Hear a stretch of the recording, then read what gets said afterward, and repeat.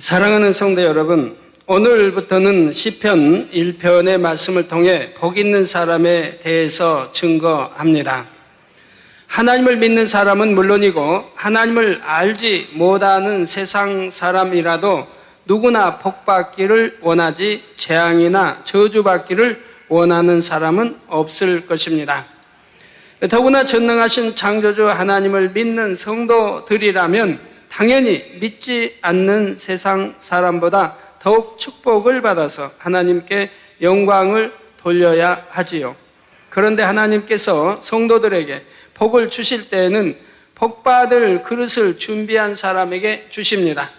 하늘에서 아무리 비가 쏟아져도 그릇이 없이는 그 물을 받을 수 없는 것처럼 하나님께서 주시는 복도 영적으로 그릇이 준비된 사람만이 받을 수 있는 것이지요. 그릇만 준비되었다면 여러분이 영육간에 어떤 것이라도 응답받지 못하고 축복받지 못할 이유가 없습니다. 그러면 과연 어떤 사람이 하나님께서 주시는 축복의 그릇을 준비한 사람인지 바로 시편 1편 말씀은 그 답을 분명히 제시해 주고 있습니다. 사랑하는 성도님들은 증거되는 말씀을 통해 복 주시기를 기뻐하시는 아버지 하나님 앞에 합당한 그릇들을 준비할 수 있기를 바랍니다. 그래서 세상 사람들이 여러분을 볼 때도 참으로 복 있는 자라 인정하며 복 있는 여러분으로 인해 많은 사람들이 하나님께 나올 수 있기를 주님의 이름으로 축원합니다. 사랑하는 성도 여러분, 또한 전국의 화상을 통해 예배 드리는 모든 성도 여러분, 지교회 성도 여러분, 지성전 성도 여러분, 빛과 소금 성계 성도 여러분, 요식업 성계 성도 여러분, 전 세계 인터넷을 통해 예배 드리는 모든 성도 여러분, 그리고 아동주일학교 어린이 여러분, 흔히 복 있는 사람이라 하면 어떤 사람을 말할까요? 세상에서는 대체로 건강한 사람, 재물이 많은 사람, 명예 권세가 있는 사람이나 지식이 많은 사람 등을 복이 있다 합니다.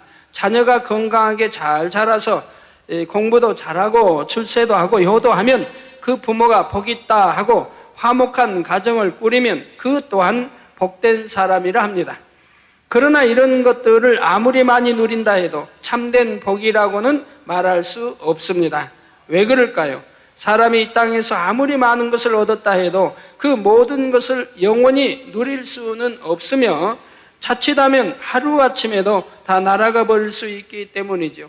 우리나라에도 보면 명예 있는 사람이 하루아침에 그 명예가 떨어지는 것도 많이 보고 권세 있는 사람이 권세 떨어지면 참 얼마나 참 힘든 또 삶을 살아야 합니까?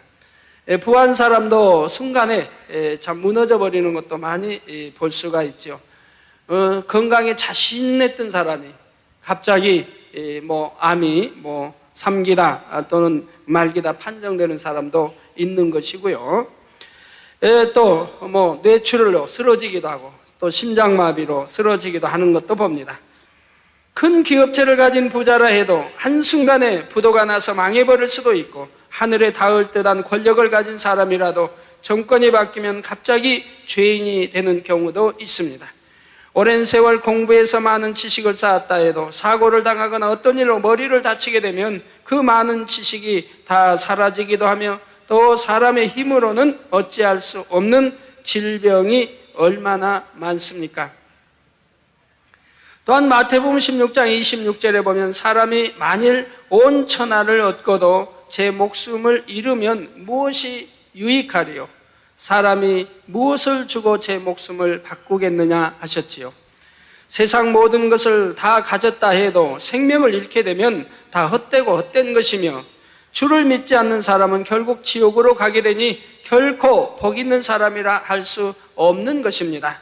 그러나 여러분이 예수 그리스도를 영접하고 하나님께서 주시는 복을 받을 때는 모든 축복이 안정되고 견고하게 서 있습니다. 무엇보다도 주님을 영접했으니 성령을 받고 영원한 생명과 천국을 얻게 되지요.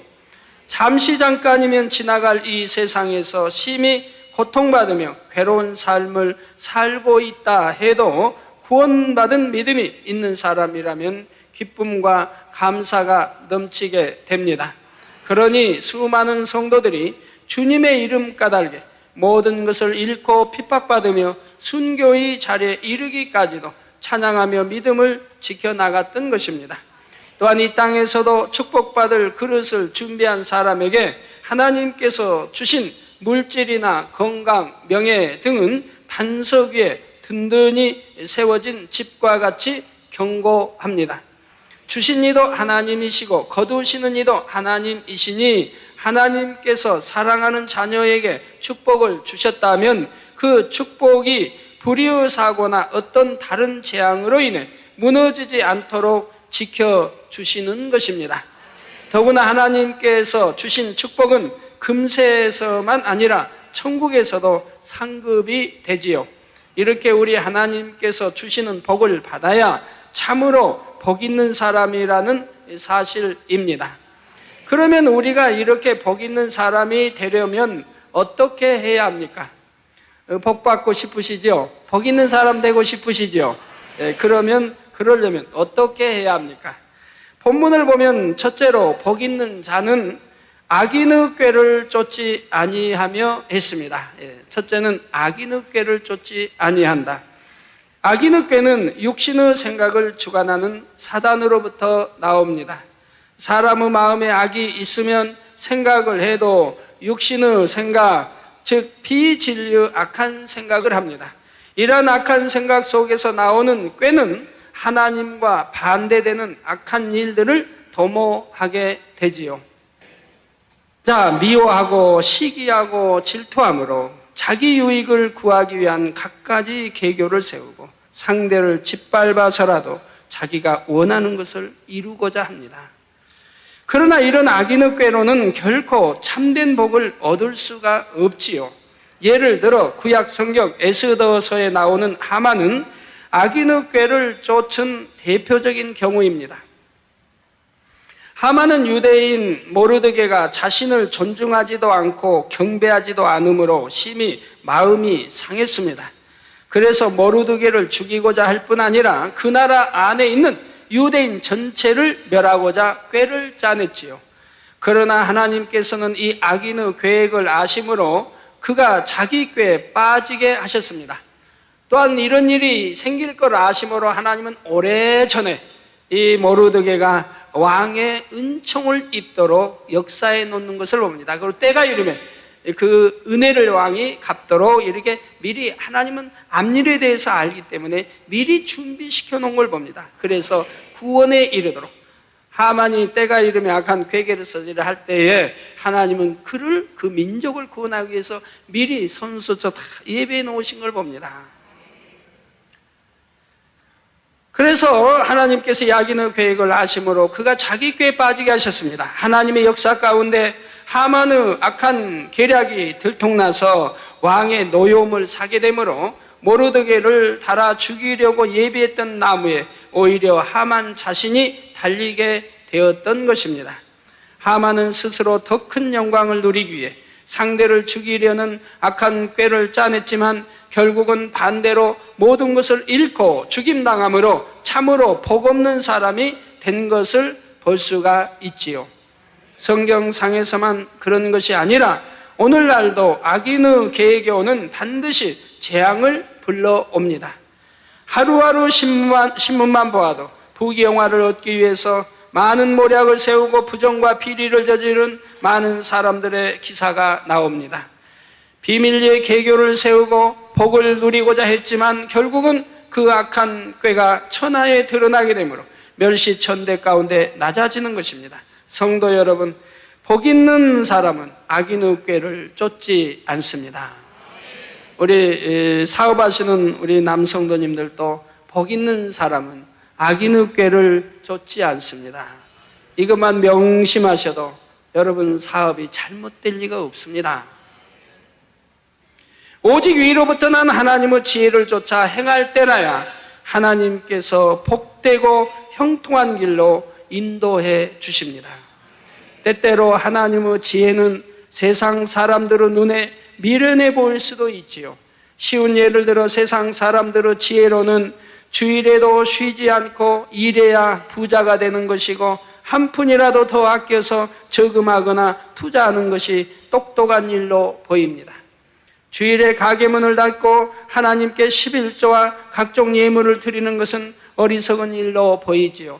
또한 남을 속여서라도 자기 유익을 취하는데 그렇게 속인 것을 잘 감추어서 들통나지 않도록 하는 것이 바로 세상에서 지혜 있는 사람인 것입니다. 그러나 여러분은 물질의 축복을 받기 원하면서도 주일날 일을 하지 않으며 온전한 10의 1조와 풍성한 예물을 하나님께 드립니다.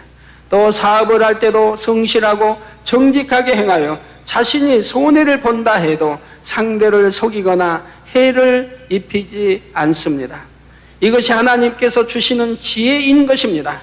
이렇게 진리 안에서 행할 때라야 하나님의 도우심을 받을 수 있고 심은 대로 거두게 하시는 하나님의 축복을 받을 수 있기 때문입니다. 여러분 믿음대로 행한 대로 심은 대로 반드시 하나님은 축복을 주십니다. 이 영의 법칙을 알기 때문에 저는 이 영의 법칙을 따라서 정말 어려울 때 하나님을 만나고 그리고 이제 그 전에 있던 수많은 부채와 이 어려울 때도 이 하나님의 법을 쫓아서 그대로 살았습니다. 그랬더니 하나님께서 순식간에 모든 부채 갚게 하시고 무에서 유를 창조해 가면서 이렇게 축복의 길로 역사해 온 것을 봅니다. 정도만 쫓았을 때 아버지는 그대로 축복해 주신 걸 봅니다. 자, 또한 진리 안에 온전히 행하는 사람들은 하나님과 밝히 교통하여 축복의 길로만 인도받아 갈 수 있습니다. 예를 들어 다니엘은 이방 나라의 포로로 잡혀가서도 하나님의 말씀을 굳게 지킴으로 하나님의 은총을 크게 입었습니다. 다니엘의 믿음을 기뻐하신 하나님께서는 그에게 지식을 얻게 하시며 모든 학문과 제주에 명철하게 하신 외에 모든 이상과 몽조까지 깨달아 알게 하신 것입니다.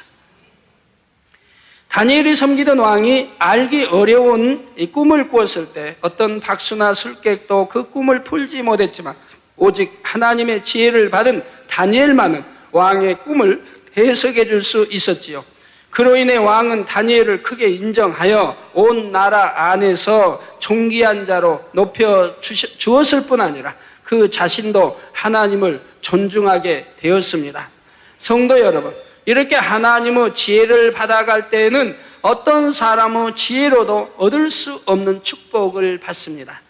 그런데 때로는 하나님을 믿는다 하는 사람들 중에서도 하나님의 지혜가 아닌 악인의 꾀를 쫓아감으로 시험 환난 가운데 재앙을 만나는 사람들이 있습니다.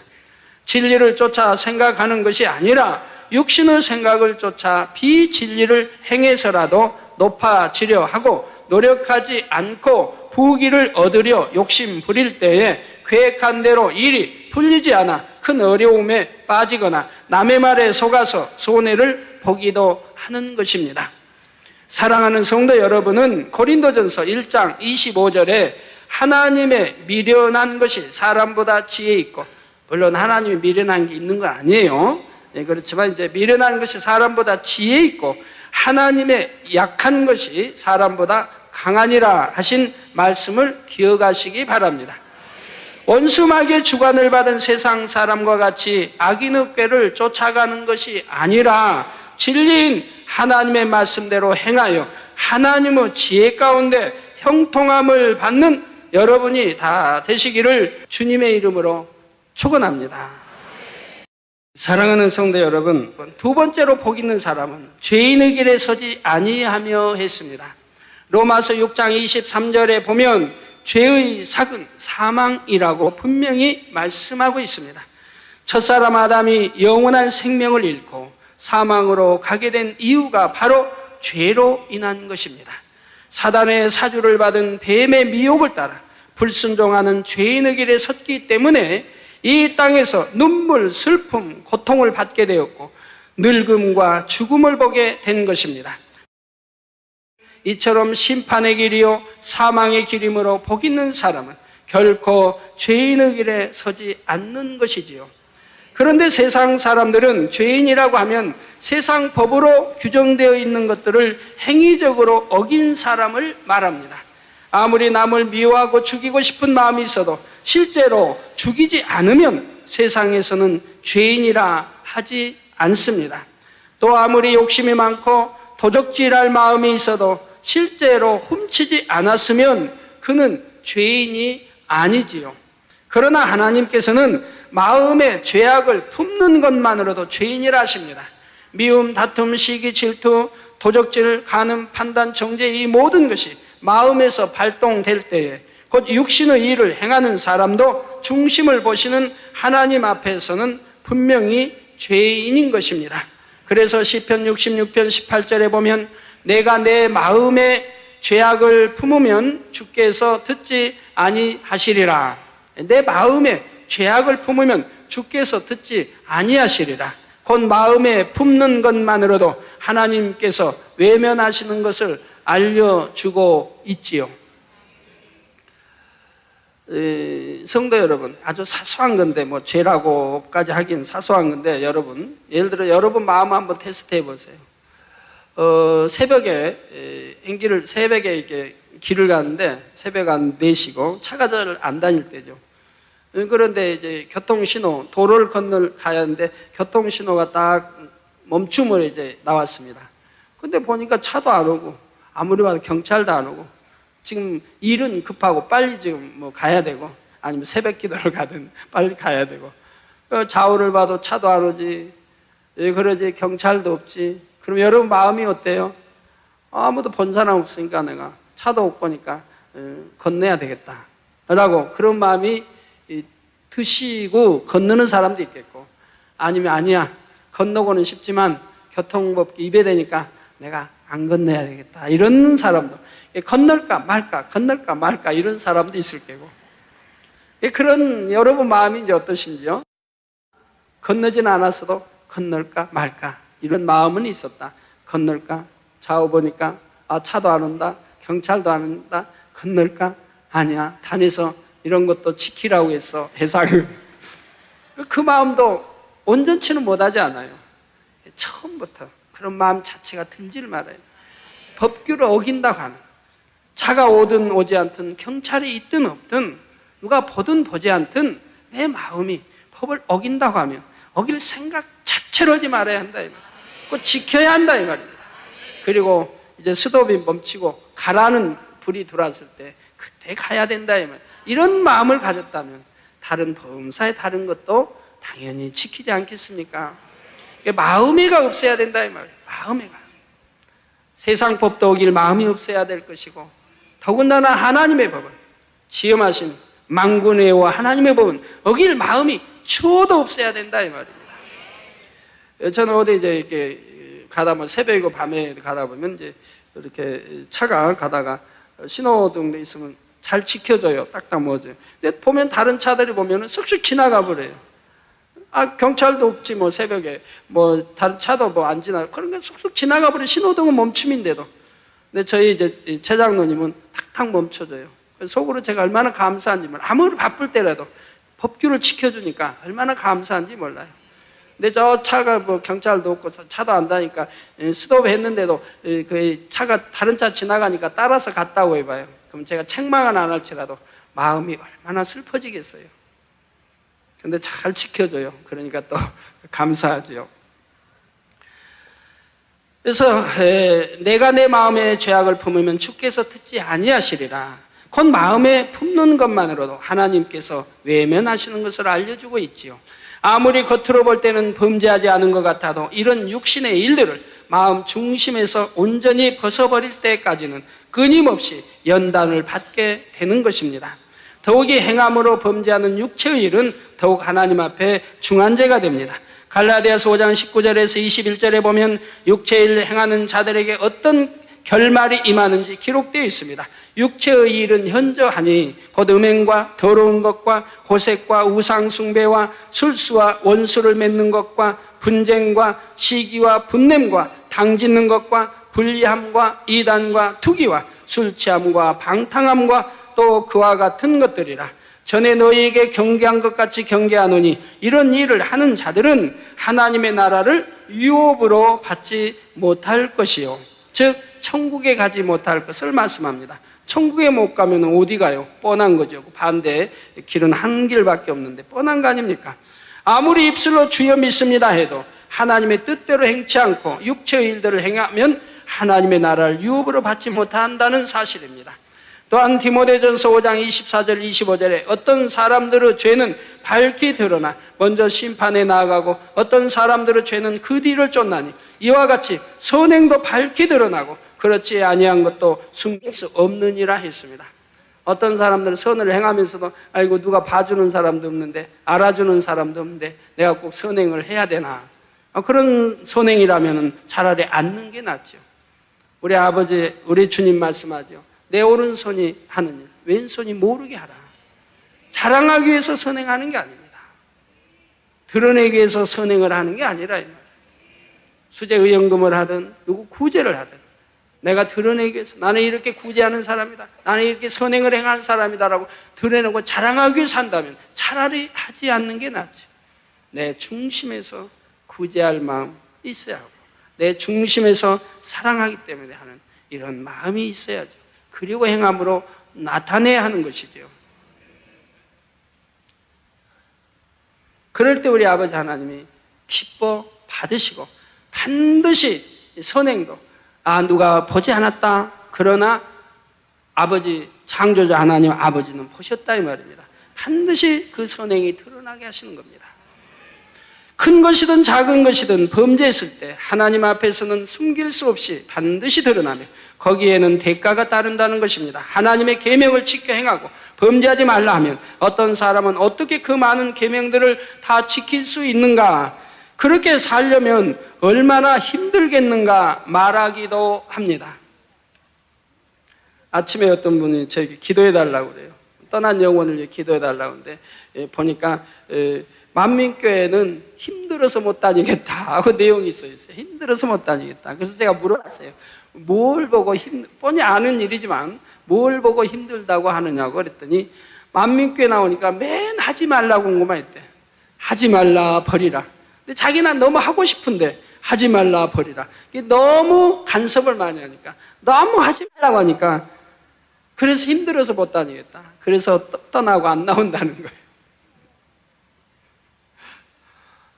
그래서 제가 이제 그렇게 말했는데 하나님이 우리를 얼마나 사랑해 주셨다고 하는 것을 그 형제가 안다면, 예수가 왜 우리 구세주가 되시며 우리를 위해 화목제물이 되어주셨다고 한다는 것을 그 형제가 안다면 어찌 하나님을 사랑하지 않을 수 있겠으며 하나님을 사랑한다면 어찌 힘들다고 말하겠는가. 그 만민교회가 힘든 게 아니라 만민교회는 하나님이 말씀에 하지 말라 했으니까 가르치는 것이고 성경에 하라 또는 지키라 버리라 했으니까 그대로 가르치는 것이다. 즉 하나님의 말씀이다 이 말입니다. 성경을 펴서 좀 가르쳐줘라. 이 하나님의 말씀이 하지 말라고 하는 것이다. 그럼 왜 하지 말라고 하는 것이냐? 이런 것을 하면 죄가 되고 지옥에 가는 것이기 때문에 우리 하나님은 독생자 주신 것도 우리 죄를 대속하여 우리를 천국으로 인도하기 위해서, 지옥 가지 않고 천국으로 인도하기 위해서 독생자까지 주신 분이다. 그리고 이런 것을 가지면 안 되니까 버리라 하지 말라고 하나님이 말씀하는 거다. 천국 백성 천국으로 인도하기 위해서. 그러니까 얼마나 축복이고 사랑이냐. 이 하나님의 말씀을 만민교회는 그대로 가리킨다. 그래서 천국으로 인도하는 것인데 이것이 옳은 것이냐, 아니면 그냥 대충 다녀라. 대충 다니고 그냥 믿습니다만 하고 대충 다니고 그러라고 가르쳐가지고 결과가 지옥에 간다고 한다면 어느 것을 택하겠느냐 이 말이에요. 내가 힘들더라도 천국 가는 길을 택해야 하지 않겠습니까? 힘들기 때문에 내 마음대로 살다가 지옥 가야 되겠습니까? 그 형제에게 그렇게 질문하고 가르쳐보라고 내가 했어요. 계명을 지키는 것이 힘든 것이 아니라 계명을 지키지 않는 것이 더 힘든 것입니다. 여러분이 누구를 미워하고 시기 질투해 보았다면 그 마음이 얼마나 고통스러운지 잘 아실 것입니다. 반면에 사랑하고 섬기며 매사를 선 가운데 생각할 때는 항상 마음이 평안하지요. 사울 왕이 다윗을 시기하여 죽이려 쫓아다니는 동안 그 마음은 얼마나 불안하고 공고했겠습니까? 좀 인정받고 뛰어난 사람만 보면 나보다 저가 더 사랑받으면 어쩌나, 저가 내 왕위를 빼앗진 않을까 하여 끊임없이 미움과 시기가 부글부글 끓어오르고 거기에다가 이렇게 악한 마음을 가졌으니 악신까지 들려서 괴로움을 당해야 하지요. 악한 마음을 가지면 악신이 들려요. 그래서 악한 행동이 나오고 악한 말이 나와요. 우리나라 역사도 보면은 왕이 되면은 동생들을 죽이잖아요. 대부분 동생들을 죽여요. 못 살게 굴고 죽이는 일이 얼마나 많아요. 또 이제 배다른 동생이 되면 더군다나. 아버지는 한 아버지인데 배다른 동생 죽이고 이런 일이 얼마나 많아요. 왜? 죽여야 편하거든. 넘볼까? 아니면 어디서 이렇게 또 모략이 어떤 이제 왕이 찬탈하게 한 어떤 계략이 꾸며지지 않아. 해가지고 그냥 죽이려고 하고. 이런 걸 본다.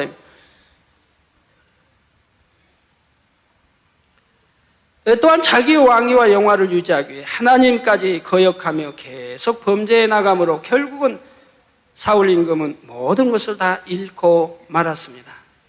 이방 민족과의 전투에서 패하여 비참한 죽음을 맞은 것입니다. 자기 보기에 좋은 것을 추구함으로 하나님을 거역하고 죄인의 길에 섰던 사울에게는 복이 아니라 고통과 재앙이 다가왔으며 결국은 죄의 삭으로 사망을 당했다는 것입니다. 여러분, 만약에 학생들이 자기 짝이 선생님이 자기 짝만 시키고 자기 짝 칭찬해주고 저희는 똑똑하다, 공부도 잘한다, 참 말도 잘 듣고 참 착하다 라고 자기 짝은 자꾸 칭찬하고 자기는 사랑도 안 주는 것 같고 칭찬도 안 해주고 그런다고 해봐요. 그러면은 속에서 부글부글 끓는단 말이에요. 그냥 미워, 시기가 나고 질투가 나고 자기 짝이 사랑받으니까 괜히 또 선생님까지, 칭찬해주는 선생님까지 미워한다 이 말이에요. 이런 학생들이 의외로 많잖아요. 그러면 얼마나 고통스러워요. 시기 질투하니 더군다나 선생님까지 미워해야 되니 얼마나 참 고통스러워요. 거기다 악하게 되면은 악이 이제 들여다보면은 엉뚱의 말을 지어내가지고 그 친구를 짝을 모략 중상하는 일도 번연히 생긴다 이 말이에요. 아무것도 아는 일을 만들어서 또 꾸며서 해가지고 친구들이 따돌림받게 한다든가 나쁜 식으로 이렇게 알려서 이렇게 만드는 경우도 있고 또 선생님까지 피해보게 하는 경우도 종종 있다 이 말입니다. 그러나 이제 시기 질투하는 일은 악이 내 안에 없고 하나님이 버리라는 대로 버리고 없다고 해봐요. 그럼 만약에 그 짝이 내 위에 언니라고 생각해봐요. 아니면 내 아래 동생이라고 생각해봐요. 그래도 시기 질투할까요? 안 할 거 아닙니까? 내 언니가 아니면 내 오빠가 아니면 내 동생이 칭찬을 받는다 선생님께. 그러면 자기도 기쁠 거 아니에요? 왜? 가족 사랑하기 때문에. 자기가 칭찬을 받지 않는다 해도 자기도 기쁘다 이 말이에요. 어깨가 들썩들썩해질 거라 이 말이에요. 결국 사랑하면 되는 거죠. 이웃을 내 몸같이 사랑하라 우리 주님 말씀한 대로. 그 짝을 사랑했더라면 선생님이 칭찬을 해도 오히려 그 칭찬이 내 기쁨과 행복이 될 것이라 이 말. 그런 마음, 선한 마음을 가진 사람은 얼마나 행복하겠습니까? 또 큰 그릇이죠. 모두를 포용할 수 있는 큰 그릇이 된다 이 말입니다. 우리 하나님은 이런 큰 그릇을 찾으신다 이 말이에요. 오불조불하고 조그만 그런 그릇 아니라 큰 그릇을 찾으신다 이 말이에요. 그 깨끗한 그릇을 찾으신다 이 말이에요.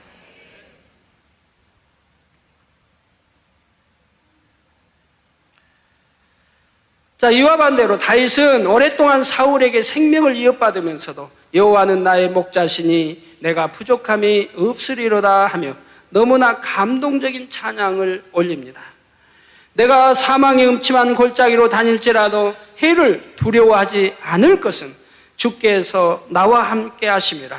주의 지팡이와 막대기가 나를 안위하시나이다 하며 오직 하나님만 의뢰하여 평강을 누리는 것을 볼 수가 있지요. 자, 여러분 다윗의 한번 마음을 살펴보세요. 우리 마음과 비교해 보세요. 우리 각자 여러분의 마음과 다윗의 마음 신앙 고백 한번 해보세요. 신앙 고백. 다윗은 아무 지금 잘못이 없어요. 죄가 없어요. 나라를 위해서 생명을 바쳤어요. 임금을 위해서 생명을 바쳤어요. 백성을 위해서 그 위험한 전장터에 마다하지 않냐고 수시로 나갔어요. 나가서 싸웠어요. 블레셋과 싸우고 나라를 위해, 임금을 위해, 백성을 위해. 그리고 공만 세웠어요. 전쟁에 쳐보질 않고 꼭 이기고 공만 세웠어요. 나라를 구하고 임금을 구하고 백성을 구했어요. 그렇게 좋은 일만, 선한 일만 생명바쳐 했다 이 말이에요. 그런데도 사울 임금이 시기하고 질투하여 자기를 죽이려고 군대를 몰고 쫓아다닌다 이 말입니다. 또 누가 다윗을 도왔다 그러면 멸족시켜버려요. 다 죽여버려요. 심지어 하나님은 제사장이랄지라도 용서하지 않고 죽이는 걸 봐요. 그리고 온 백성들에게 선포해서 다윗을 숨겨준 자는 같이 죽인다고 하죠. 이웃 나라에도 숨을 데가 없어요. 그런데도 다윗은 그 위험한 생명을 앗으려고 하는 그 사울 임금에 쫓겨다니고 숨어다니고 피해다니고 음침한 사망의 골짜기로 이렇게 다녀야 되고, 그러면서도 한 번도 하나님을 원망하지 않았다 이 말이에요. 탄식하지도 않고 하나님을 원망하지 않고 오히려 하나님께 감사하며 찬미하며 또 찬미의 시들을 지었지요. 그래서 여호와는 나의 목자시니 내가 부족함이 없다고 말씀하고 있고, 내가 사망의 음침한 골짜기로 다닐지라도 이렇게 쫓겨다니니까 언제 죽임을 당할지 몰라요. 언제 잡힐지 몰라요. 누가 신고해서 언제 잡힐지 몰라요. 사망의 음침한 골짜기로 다닐지라도 해를 두려워하지 않을 것은 주께서 나와 함께 하심이라. 주의 지팡이와 막대기가 나를 안위하시나이다 하며 오직 하나님만 의뢰하며 평강을 누리는 것을 볼 수가 있더라 이 말입니다. 여러분 신앙과 얼마나 닮았습니까? 어떤 분들은 톡톡하면 원망하죠. 당회장님, 나는 하나님께 이렇게 기도했는데요. 나는 하나님께 이렇게 했는데요. 왜 이렇게 어려움을 당해야 하죠? 왜 핍박을 받아야 하죠? 왜가 왜 들어갑니까 하나님께? 하나님이 공의의 하나님이시고 사랑의 하나님인데 왜라고 하나님께 따져야 되고 따져야 돼요. 아이고 그건 따지는 거 아닌데요? 따지는 게 아닙니까? 엄밀히 보면 따지는 거지. 서운해하는 것이고 불평하는 것이고, 그게 심해지면 욥과 같이 대적하는 일도 나오는 거죠. 노골적으로 말을 하게 되는 거죠. 모든 것은 내게 문제가 있는 것이고 내 안에서 찾아야 된다. 오히려 하나님께 그런다 이 말이에요. 그래도 아니 될 것이라 이 말이에요. 이름에 있는 사람, 신앙생활 제대로 하는 사람들은 사망이 음침한 골짜기에 다닐지라도 죄도 없이 선한 일만 했는데도 쫓겨다닐지라도 오히려 하나님께 감사했고 하나님만 의뢰했던 것을 보게 됩니다. 여러분 몸이 만약에 아프시다면 어떠세요? 몸이 어디가 아파온다 그러면 어떠세요? 근심, 걱정이 생기세요? 자녀가 열이 막 난다? 근심, 걱정이 생기세요? 여러분 어떠십니까? 저는요 제 몸을 굉장히 혹사시킵니다. 때로는 며칠씩 잠을 못 자고 또는 여러 날 잠을 못 자고, 사람이 잠을 못 자면은 정신이 혼미해져요. 기억력도 없어져요. 눈에 눈곱이 때 눈물만 나고 눈곱이 끼죠. 귀도 잘 안 들려요. 눈도 잘 안 보여요. 침침하게 보이게 돼요. 어지럽지요. 의욕이 안 생기죠. 여러 증상이 오게 되죠. 잠을 여러 날 못 자면. 어떤 분은 하루만 못 자도 그런다고 하는데 저는 여러 날 이제 못 자는 경우가 수없이 많으니까 여러 날 여러 증상이 이제 생겨요. 무기력하지요. 기운이 없죠. 힘이 빠지죠. 의욕이 안 생겨요. 이런 여러 증상이 생겨요. 그 기억을 못 합니다. 그 힘이에요, 정신. 똑바로 정신 차리려고도 잘 안 돼요. 이런 여러 가지 증상. 자, 그래도 그런 일들이 1년에도 수도 없이 반복되어도 제 몸에 대한 걱정을 하지 않아요. 그런다고 혹사해서는 안 되지만 걱정하지 않아요. 왜요? 오늘 쓰러지면 어떡할까? 이걸 걱정하지 않아요. 우리 아버지 하나님이 쓰러지게 놔두실 리도 없고 쓰러진다 한들 걱정할 게 없어요. 누구 눈에 띄든 즉시 뜨게 하실 것이고 누구 와서라도 내 위에 손수건 놓고 기도해 줄 것이고 내가 아니면 바로 흔들어서 정신이 나면 이내 내가 손 얹어서 주여 믿습니다 하면 끝날 것이고 뭐가 걱정이 되니까. 설령 내가 아프 쓰러졌다고 해도 우리 성도들이 병원으로 옮기진 않을 것이라 이 말이에요. 이 성전으로 옮기지. 그러니 걱정할 게 뭐가 있습니까? 아버지 집으로 옮길 텐데 죽어간다 해도 아버지 집으로 옮기지 병원으로 옮기지 않을 것이니 저는 걱정할 게 없단 말이에요. 죽어도 아버지 집에서 죽을 거니까. 죽을 일도 없지만 또 쓰러질 일도 결코 없으니까 그런 거 염려하시지 마시고요. 설령 그런다 할지라도 걱정이 안 된다 이 말이에요. 내 몸에 어떠한 증상이 와도 걱정이 안 된다. 주여 믿습니다면 그대로 그냥 깨끗해지니까요. 그럼 왜 이렇게 됩니까? 내가 평소에 항상 아버지 하나님과 교통하고 있기 때문에 내가 하나님 아버지를 사랑하고 아버지 하나님이 나를 사랑한다고 하는 것을 내가 100% 믿고 신뢰하기 때문에 두려움이 없다 이 말입니다. 내가 어디를 가든 무엇을 하든 하나님 나와 함께 하시고 나를 지키신다는 것을 내가 100% 믿고 확신하기 때문에 두려움이 있을 수 없다 이 말입니다. 하나님이 불꽃 같은 눈동자로 나를 지켜주시고 또 천사들이 수많은 천사들이 나를 지키고 있는 걸 알기 때문에 조금도 두렵거나 걱정할 일은 없더라 이 말입니다.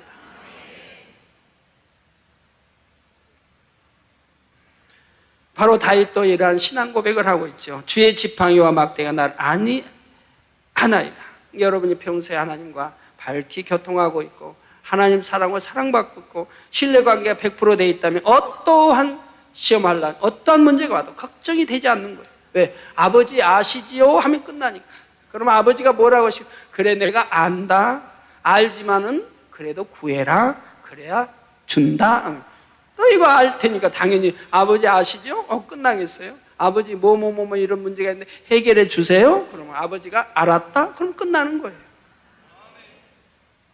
그리고 그때 이제 그 다음에 믿습니다. 그러고 기도 마치면 돼. 예수 그리스도 이러면 그 다음에 마치면 그러면 끝나버리는 거예요.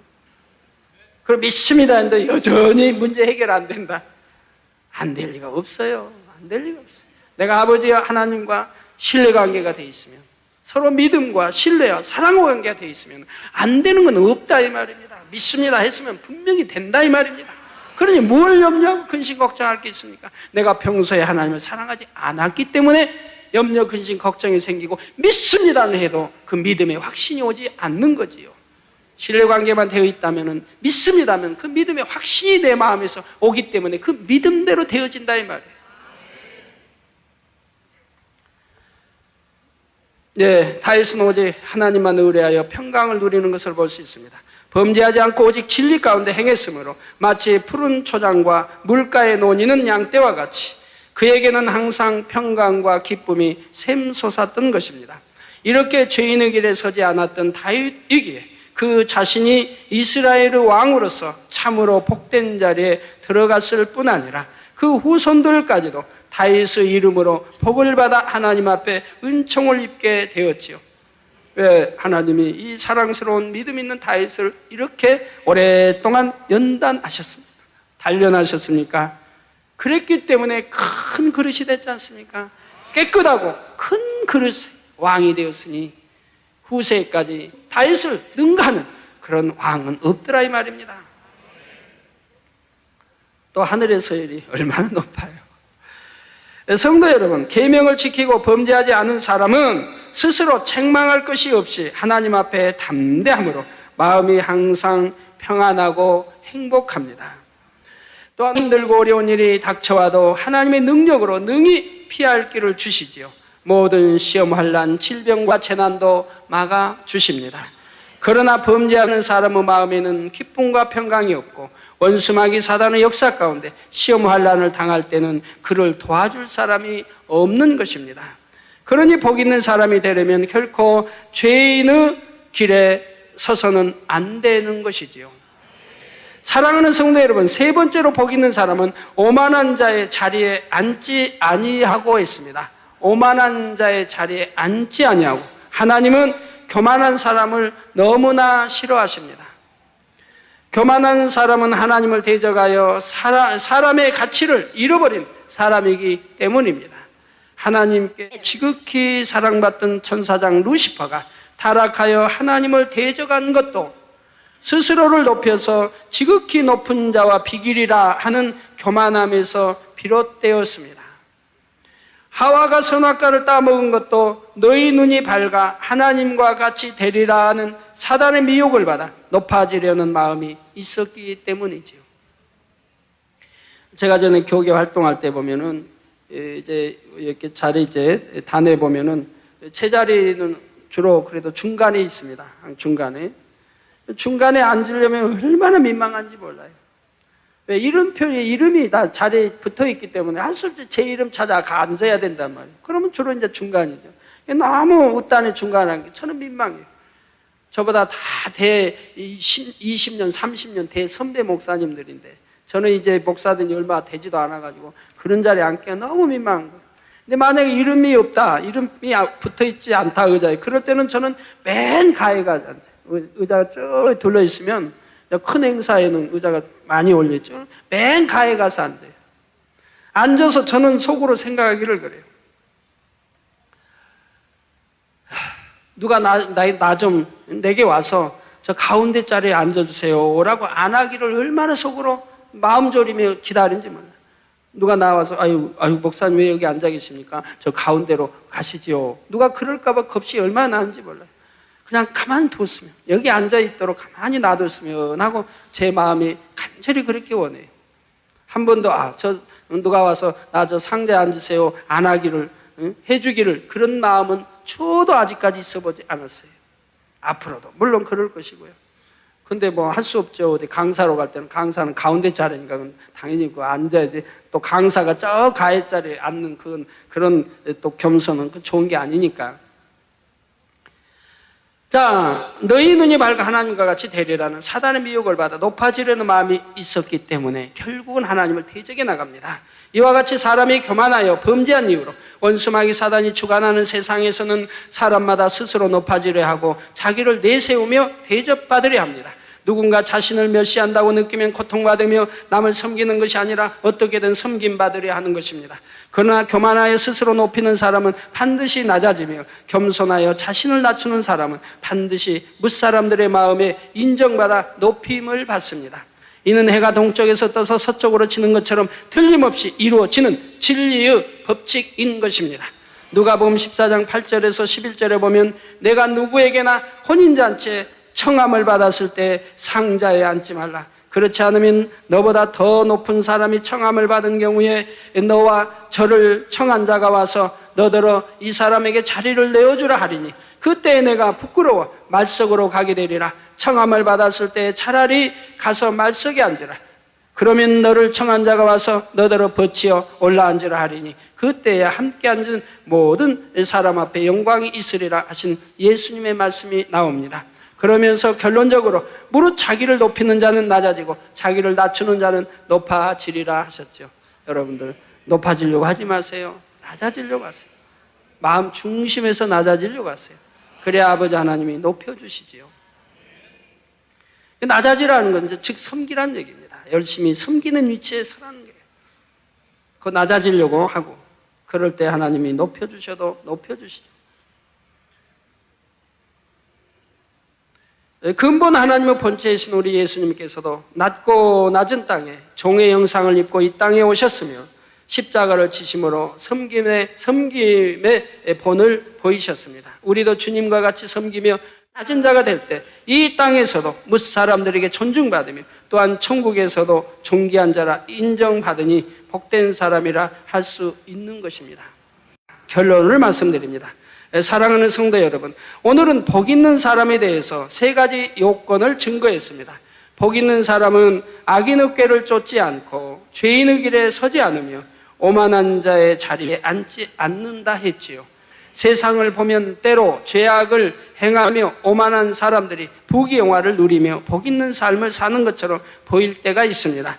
그래서 어떤 사람들은 하나님이 정녕 계시다면 세상이 이렇게 불공평할 수가 있는가 원망하는 경우도 있죠. 그러나 시편 37편 1절에서 2절에 보니 행악자를 인하여 불평하여 하지 말며 불의를 행하는 자를 투기하지 말지어다. 저희는 풀과 같이 속히 배임을 볼 것이며 푸른 채소같이 쇠잔할 것임이로다 했고 10절에는 잠시 후에 악인이 없어지리니 내가 그곳을 자세히 살필지라도 없으리로다 했습니다. 행악하는 자들이 비록 번성하는 것처럼 보일지라도 세월이 지나고 보면 마치 마른 풀과 같이 쇠하며 그들의 영화는 흔적조차 사라지게 된다는 사실입니다. 그런다고 해서 여러분, 저는 행악자니까 때가 되면 망하리라, 이런 악한 마음도 절대로 품어서는 아니 될 겁니다. 우리 만민의 성도라면 절대로 그런 악한 마음 품지 마세요. 그런 자라 할지라도 잘 되기를 원해줘야지, 기도해줘야지. 저는 행악자니까 어느 때고는 무너지리라, 이런 나쁜 악한 마음을 품지 마시란 말이에요. 저는 저래도 저 행악이 참 선으로 바뀌면 좋겠다, 이런 마음 품으시고, 저도 잘 되면 저런 사람도 잘 되기를 빌어야지, 무너지기를 비는 이런 마음 절대로 갖지 마세요. 혹여 이 땅에서 자신들의 죄값을 다 치르지 않는다 할지라도 더욱 무서운 것은 그 생명의 날이 다한 후에 영원한 심판의 불 속에서 고통받아야 한다는 것이지요.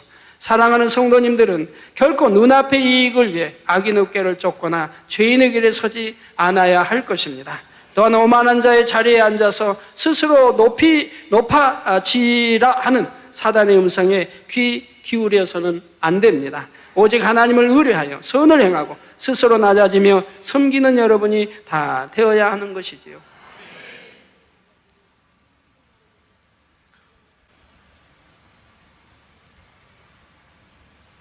아침에 어떤 분이 이제 상담하러 왔더라고요. 상담을 하면서, 당장실 상담에서, 자, 이런 문제로 이렇게 여쭤보고 싶습니다. 어떻게 행해야 할지. 회사에 이제 6명이 이렇게 있는데, 이제 그들이 이제 어디 이제 청화명 보내서 거기서 이제 일을 하고 이렇게 오는데, 거기서 6명이라는 데서 3명이 나가버렸다는 거예요. 불평하고, 나가버리고, 또 1명이 또 나가버리고, 2명밖에 없다는 거예요. 근데 여기 이제 2명 남은 중에 이제 우리 교회 이제 자매님이죠. 근데 이제 자매님이, 그런데 저는 어떻게 해야 할까요? 어떻게 하는 것이 선일까요? 하는 거죠. 어떻게 행하는 게 하나님 뜻일까요? 본인도 나가서 자유스럽게 일하면 지금 회사에서 받는 녹보다 더 유익되고 잘 받을 수 있다, 이 말입니다. 그리고 매이지 않냐고 자유롭게 일하며 더 많은 대가를 얻을 수 있다, 이 말입니다. 그래서 저에게 이제 이렇게 상담해 와서 제가 그랬어요. 그 회사에서 자매님을 필요로 하십니까? 4명이 나갔고 2명밖에 없으면 그 회사가 계속 유지되겠습니까? 만약에 회사가 자매님을 필요로 한다고 하면 자매님이 거기 회사를 떠나지 마시고 회사를 지켜주세요. 더군다나 4명이 떠났으면 회사가 휘청할 건데 자매님까지 떠난다고 하면 회사가 얼마나 어렵겠습니까? 내가 그 회사에서 녹을 먹고 지금까지 있어 왔는데 남들이 그런다 해서, 자기 유익을 쫓아 떠난다 해서 자매님까지 그러면, 우리 하나님은 선을 좋아하십니다. 그러면 안 됩니다 해도 안 돼요. 하나님이 선을 좋아하십니다. 우리 하나님은 반드시 선 편에 함께 하시는 것이고, 반드시 선을 행했을 때는 축복을 받게 되는 것입니다. 제가 그랬어요. 떠나면 자매님이 유익되고, 물론 유익되니까 또 떠난 사람들이 유익을 쫓아 떠난다.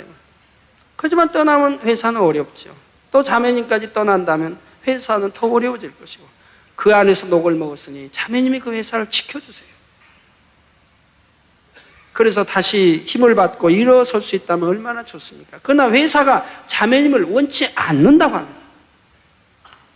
그런다면 자매님이 자유롭게 할 수 있지만, 그렇지 않다면 회사를 남아서 지켜주세요. 선을 쫓을 때 하나님이 반드시 축복해 주십니다 라고 제가 상담해 드렸더니 이 자매님이 너무 좋아하세요. 자, 오직 하나님을 의뢰하여 선을 행하고 스스로 낮아지며 섬기는 여러분이 다 되어야 하는 것이지요. 그래서 우리 하나님께서 여러분을 지키시고 축복하시며 여러분을 친히 높여주심으로 이 땅에서는 물론 천국에서도 영원토록 존귀와 영광을 누리게 하시기를 주님의 이름으로 축원합니다.